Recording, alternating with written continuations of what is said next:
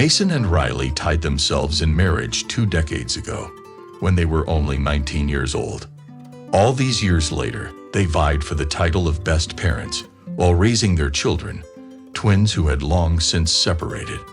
The boy went on to further his education, and the girl walked down the aisle. Despite the passage of time, their bond flourished. Mutual respect and affection blossomed, their hearts entwined in a dance of support and caring. For Mason, this connection marked his debut journey into serious romance, while Riley had already dated suitors before him. Drawing on the experience of past encounters, she found solace in Mason's arms. At first, he serenaded her with moonlit serenades while he worked as a lowly store clerk, but fate was favorable to him. He attracted the attention of management, which followed his ascent through various lines of study. By the age of 39, he had climbed the career ladder and was in charge of the store. His superiors sang the dithyrambs of his labors, and one fateful day, he was offered to take charge in a distant city. Mason, without hesitation, accepted the offer, having heard of the handsome sum. All that remained was to break the news to his better half. Anticipating her resistance, he prepared for a long persuasion, but still decided to see it through. And indeed, Riley waved the offer away. Separation from her lover was not to her liking, and she was not inclined to pursue it. In the end, she agreed, resigning herself to the inevitable while Mason went ahead with his plans. "Do you really think I'm not paying attention to the situation? They're offering a tidy sum for this venture. We could sure use it," Mason tried to admonish his wife. "Do you really think I'm ignoring all this?" objected Riley hotly. "I understand it all. But I'm not going to sacrifice my own life for you, Mason," Riley argued. Nevertheless, despite his wife's heated protests, Mason left, leaving them separated for many months. At first, the separation was hard. Every video call caused Zoe tears at the sight of her spouse's face on the screen. Gradually, however, she got used to it and even wondered if she liked her newfound independence. Absence gave her a taste of freedom, evenings free of culinary obligations, and the freedom to come and go as she pleased. She began to ponder whether she could return to the rhythms of home once her husband's protracted stay was over. Mason, too, had similar thoughts, realizing that he was not ready to give up his newfound independence and once again submit to the advice of others. The vicissitudes of life had changed them both. At the helm of his establishment stood a formidable figure, Zoe, a middle-aged woman with a power and arrogance that contrasted sharply with Riley. Yet amidst these differences, Mason found himself drawn to Zoe, fascinated by her feminine nature. Meanwhile, in the second month of her single existence, Riley crossed paths with another man, a mature, flamboyant man with unconventional appeal. After a night with him, Riley often found herself standing next to him, mesmerized by the nuances of his face. This man named Alexander had come into her life through chance encounters at the gym. Initially fascinated by his outward appearance, Riley soon discovered depth and intrigue in him as they became intimately acquainted. Their connection grew from casual dates to secret meetings alternating between his house and hers. Zoe did not hesitate to share her lover's company in the sanctity of the marital bed she had once shared with her husband. Alexander, a loner, found comfort in her affection. Unaware of an important detail, she was hiding her marital status from him. For several months, the truth remained veiled until a chance encounter at the mall unraveled the facade. Startled by the sudden appearance of a family acquaintance, Riley rushed to get Alexander out of her sight, which prompted his perplexed question. Cornered, she found herself forced to reveal her family ties over a cup of coffee. "You don't know everything about me," Riley admitted, prepared for the consequences. Her lover's silence had its say, and they didn't communicate for a week before he apologized.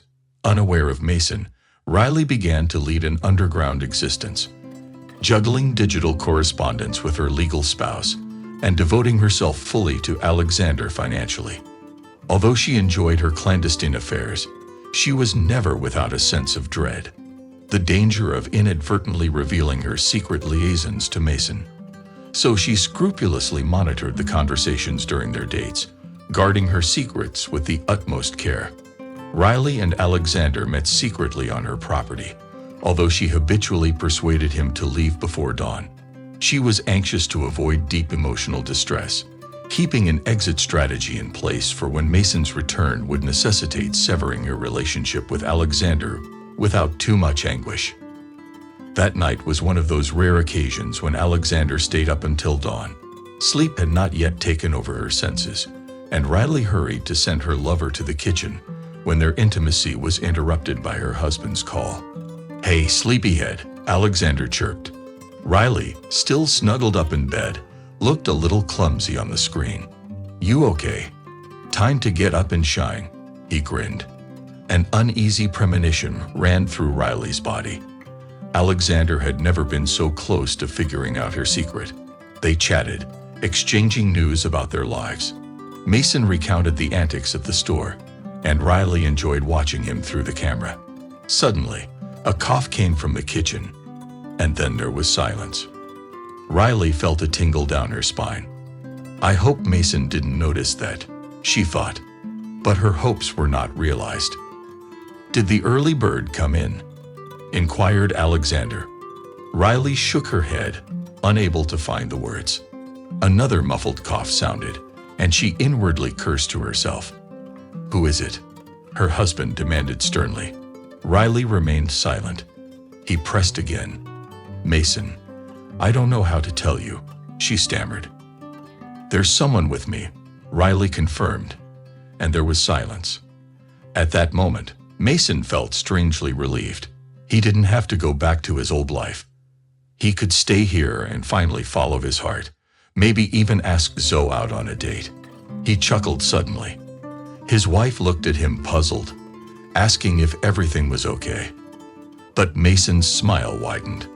He confessed his happiness to her and promised to start divorce proceedings as soon as possible. Riley was shocked. She'd expected any reaction from her husband to her indiscretion, but joy wasn't on the list. Still out of breath, she hung up the phone and stared at the blank screen, pondering what had just happened.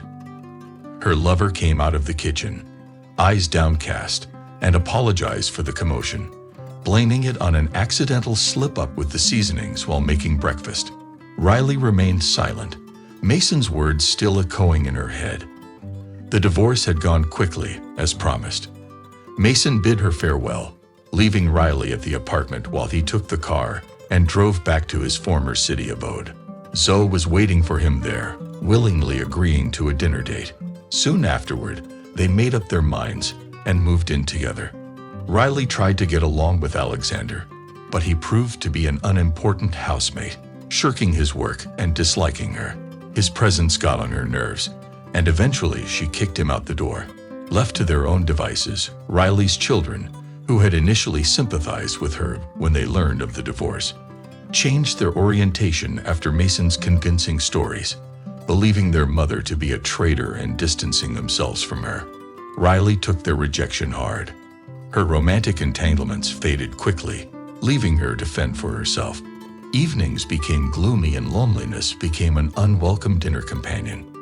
The ease with which her ex-husband had found happiness after the divorce gnawed at her.